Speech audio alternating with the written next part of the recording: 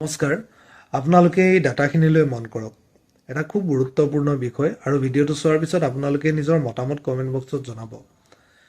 এই তথ্যখিনি হৈছে মঙলদৈ চৰকাৰী উচ্চতৰ মাধ্যমিক বিদ্যালয়ৰ শেহতীয়াভাৱে ঘোষণা কৰা অসম উচ্চতৰ মাধ্যমিক চূড়ান্ত বাৰ্ষিক পৰীক্ষাৰ ফলাফল এবাৰ ভালদৰে ফলাফলখিনিলৈ আপোনালোকে মন কৰক আৰু খুব গুৰুত্বপূৰ্ণ বিষয়টো হ'ল আজি এই যি ফলাফল হ'ল ইমান সুন্দৰ ফলাফলৰ বাবে আপোনালোকে কৃতিত্ব কাক দিব এতিয়া ছাত্ৰ ছাত্ৰীক দিব নে অভিভাৱকক দিব নে কেৱল শিক্ষকক দিব ভাবি চাওক মই কথাটো এইভাবে উল্লেখ কৰিছোঁ চাওক বিদ্যালয় একেখিনি শিক্ষক শিক্ষয়িত্ৰীৰ তত্ত্বাৱধানত এই ছাত্ৰ ছাত্ৰীয়ে পৰীক্ষা দিছে আৰু আজি এই ফলাফল কৰিলে আৰু এই ফলাফলৰ বাবে আমি নিশ্চয় কৰ্তৃত্ব কেৱল শিক্ষক শিক্ষয়িত্ৰীক কেতিয়াও নিদিওঁ ইয়াৰ বাবে শিক্ষক শিক্ষয়িত্ৰীলৈও কৃতিত্ব যাব কিন্তু তাৰ লগতে অভিভাৱক ছাত্ৰ ছাত্ৰী সকলোলৈকে দিম আৰু এইটো প্ৰয়োজনীয় কাৰণ সকলোৰে সহযোগতহে এনেকুৱা এটা ৰিজাল্ট আহিব পাৰে কিন্তু এতিয়া মনত পেলাওক মাত্ৰ কিছুদিন পূৰ্বে ঘোষণা কৰা অসম হাইস্কুল শিক্ষান্তৰ পৰীক্ষাৰ ফলাফল বৰ শোচনীয় হৈছিল বিদ্যালয়খনৰ যাৰ বাবে বিভিন্ন ধৰণে বিভিন্ন সংস্থাৰ পৰা ৰাজহুৱা বিভিন্ন মিটিং অনুষ্ঠিত হৈছিল য'ত কেৱল শিক্ষক শিক্ষয়িত্ৰীসকলক এই শোচনীয় ফলাফলৰ বাবে দায়ী সজোৱা হৈছিল শিক্ষক শিক্ষয়িত্ৰীয়ে বিভিন্ন সমালোচনাৰ সন্মুখীন হ'বলগীয়া হ'ল অৰ্থাৎ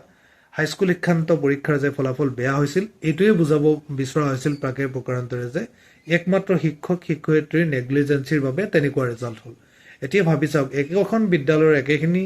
শিক্ষক শিক্ষয়িত্ৰীৰ তত্ত্বাৱধানত যদি এনেকুৱা ৰিজাল্ট হৈছে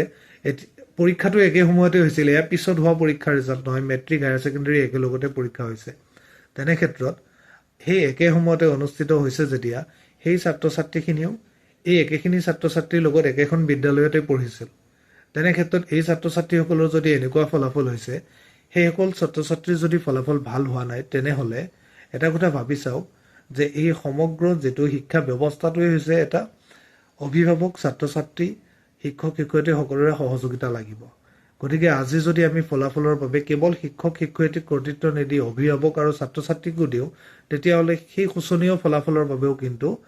কেৱল শিক্ষক শিক্ষয়িত্ৰীক যে দোষী সজোৱা হৈছিল সেইটো কিমান উচিত আছিল আপোনালোকে ভাবি চাওক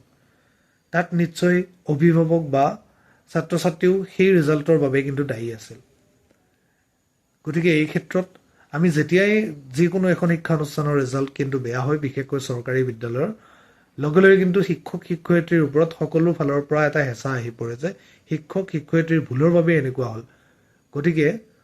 এটা কথা আমি সকলোৱে বুজিব লাগিব যে ভাল ৰিজাল্ট এটা এখন শিক্ষানুষ্ঠানৰ পৰা আহিব হ'লে ছাত্ৰ ছাত্ৰীৰ লগতে অভিভাৱকৰো দায়িত্ব আছে তাত আৰু শিক্ষক শিক্ষয়িত্ৰীৰো দায়িত্ব আছে কেৱল একেটা দিশৰ পৰা কেতিয়াও এনেকুৱা ৰিজাল্ট এটা আশা কৰিব নোৱাৰি গতিকে এই ক্ষেত্ৰত আপোনালোকে কি ভাবে কমেণ্ট বক্সত জনাব থেংক ইউ